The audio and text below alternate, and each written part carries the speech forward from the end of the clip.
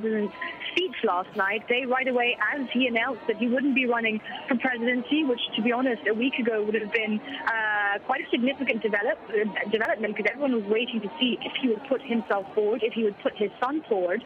That is not going to happen. But because of the momentum of this week, that isn't good enough. They don't want him to stand down in 8 months' time. They want him to leave now, and they seem very adamant that they're going to stick to their word and they're going to keep protesting until that happens. Now, of course, we don't know how this is going to play out still at the moment. It seems that a lot of protesters are saying that Friday will be another big day. Remember that last Friday saw the most violent scenes perhaps on these streets. The area around here is thick with tear gas. The ruling government party building completely burnt to the ground. Police cars were set alight. Police stations were attacked. So really, we don't know what will happen, but they are saying they're going to continue protesting peacefully and intend to make another big day of it tomorrow. We don't know exactly what those plans will be, but that is the main message that's coming out of the anti-government camp. And just reading here some of the messages I'm getting from inside the square, the Battle of Qasr al-Nil. Qasr al-Nil, of course, one of the streets that leads to Tahrir Square. It says Qasr al-Nil is liberated and clear now. From what you know, does it look like the pro-Mubarak demonstrators are continuing to try and take this square? Yes, I mean, from what I see in the square itself, it seems to be quite peaceful. Where the clashes have been ongoing is the northern entrance to the square. I don't have the vantage point of other areas. I did see at some point earlier on, about 10 minutes ago, smoke and what seemed to be something on fire coming from another small alleyway, but that has now been put out, it seems. Also, again, in the last 5 minutes, more sort of fiery flames being thrown from the top of a building. I'm also seeing a green laser light being pointed at that area where the fire is coming from. I can't tell you exactly what that is.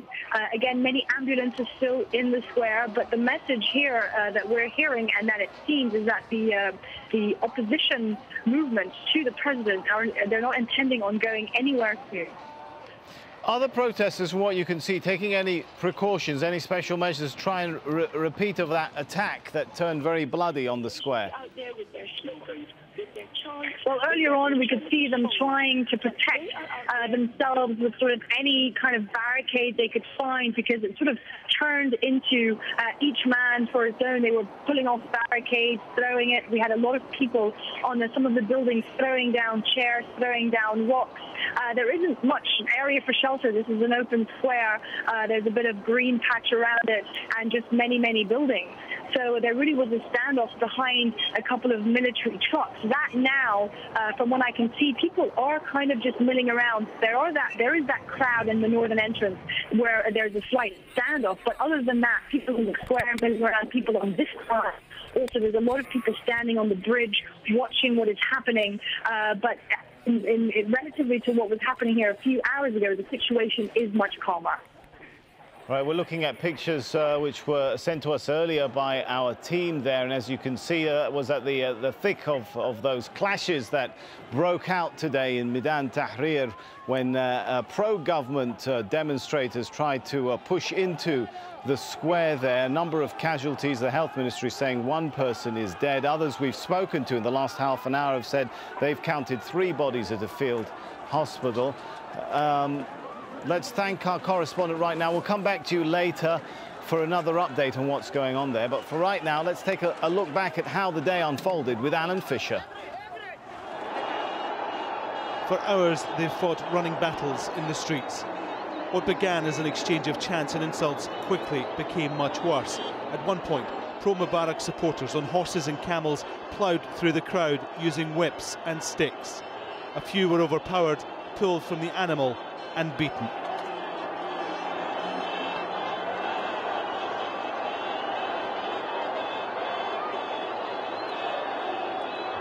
We have no idea what may have happened to them.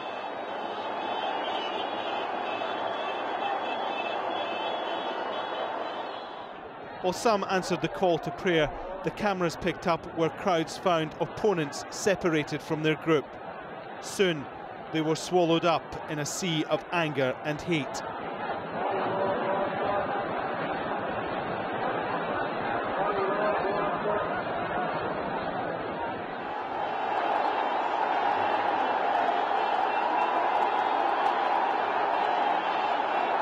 The army had initially kept both sides apart, but then allowed pro-Mubarak supporters into the square. The violence erupted soon after. While the fighting continued, there has been no hint of army intervention. Earlier, it had told people to leave the streets and head for home. The anti-Mubarak camp say the government sent in supporters to disrupt what has been until now a peaceful protest. The Interior Ministry denies plainclothes security are involved. Some openly goaded the other side, dodging rocks and stones being thrown at them. Makeshift barricades were used for protection and to move position. Speaking in London, the UN Secretary-General condemned the violence. I once again urge restraint to all the sides. And this is very much unacceptable situation is happening. Any attack against the peaceful demonstrators is unacceptable, and I strongly condemn it. A mosque near the square has become a temporary hospital. People have been treated here for a range of injuries. The curfew in Cairo means nothing as thousands remain on the streets, which have become the new front line in the fight for the future of Egypt.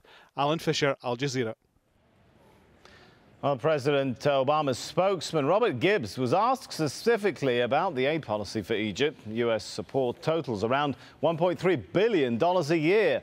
Mr. Gibbs says the money isn't guaranteed and is under constant review. These are very quick, rapidly moving events, and we are watching them like you are.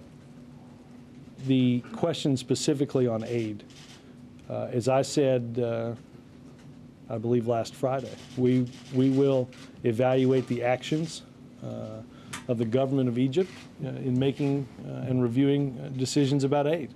That continues.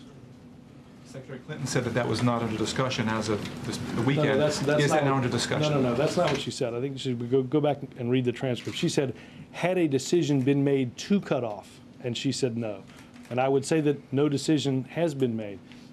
She also said later in that answer that we certainly review our assistance posture, and that's what we're doing. Well, joining us now is Phyllis Bennis from the Institute for Policy Studies in Washington, D.C. Thanks so much for being with us. Looking at the international reaction, do you think the outbreak of violence will convince the world that Mubarak is the best bet for stability, or that he is the cause of instability? I think that it will depend whether you're talking about governments or people. I think people will look at this and say, this is more evidence of why people have finally come into the streets after 30 years of this dictatorship. I think there are governments that will continue to use the old notion of après moi le déluge, meaning after me there will be chaos. This is certainly what President Mubarak tried to hint at in his speech, saying that stability was the most important thing, that he was offering safety and stability. He spoke very directly to the very real fears that I'm sure many in Egypt are feeling right now, that there is a certain uncertainty on the streets. There are responses to it. People have come together to create guarding committees to guard their own neighborhoods, etc. But there is, of course, still fear at this moment of uncertainty. So I think that it was a very clever ploy on his part to speak directly to that. And then we see today, with the sudden influx of large numbers of Mubarak supporters who may well, we don't know for sure, but may well, in fact, have been sent by the government. The big question will be how the U.S., the major backer of the Mubarak regime, responds to this. It's been very important that we have seen a shift, as we just heard from the president's spokesman, we've heard from Hillary Clinton, that they are at least talking about aid.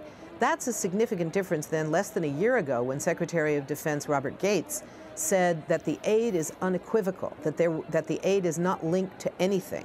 And that was in answer to a specific question about the State Department's own human rights reports that included a very devastating report on human rights violations by the Egyptian government.